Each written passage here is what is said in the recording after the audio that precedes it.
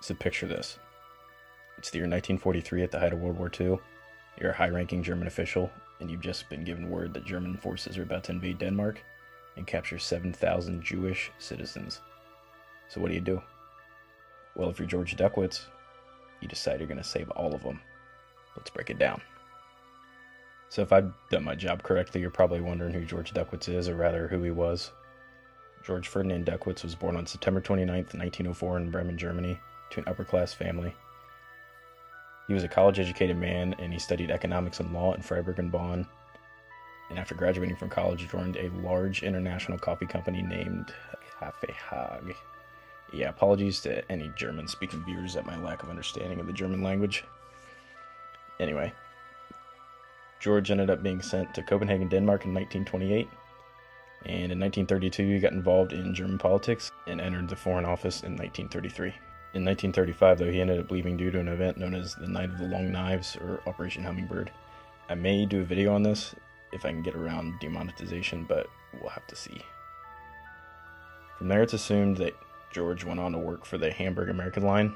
This was Germany's first shipping line to North America, and at certain points in history was actually even the largest shipping company in the world. This career path landed George in New York until 1939, when war broke out in Germany. George ended up going back to Germany and was accepted as merchant marine expert, or maritime attaché, after the German invasion of Denmark in 1940. This placed him once again in Copenhagen.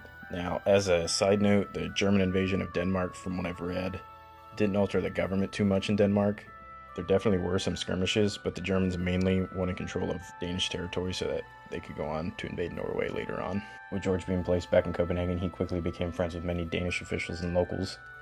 And in 1942, he became very close with Werner Best. Now, I'm not going to get into him too much. Quite frankly, I find him to be an awful person, but he was basically George's boss. He began to confide in George, and this, my friends, is where the story gets crazy.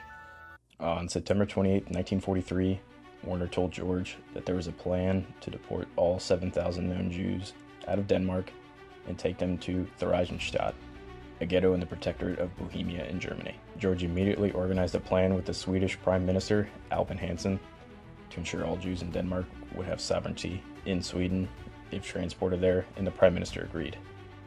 Duckwitz soon found out that the German plan was going into effect in just 3 days. With time running out, George put his connections in Denmark to good use.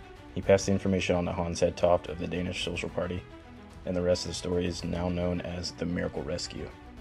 The Jews of Denmark were hidden in houses, hospitals, and other places. Boats were set up to send people over to Sweden over the coming days, and in the end, almost everyone was saved. It's estimated that around 500 Jews, most of which who were too sick or too old to board the boat, were captured and taken to Theresienstadt. Now, some did die there due to illness, but I found no records of anyone captured being sent to camps, thankfully. I think the best part is that the war ended later on in 1945, and when Denmark's Jews returned, quote, their plants were watered, their pets fed, and their homes cared for by their friends and neighbors. As for Georg Duckwitz, he went on to become Germany's ambassador to Denmark after the war. In 1970, he was awarded the Heinrich Stahl Prize, and in April of 1971, he was awarded Righteous Among the Nations by Yad Vashem. He later died on February 16, 1973, at just 68 years old. It's hard to imagine what we would have done in situations like this. Huge shout out to both George and the people of Denmark for standing up to tyranny like this when selling out your neighbor and quietly observing everything were the norm. Anyway, that's all for now. My name is TJ, and we'll see you in the next one.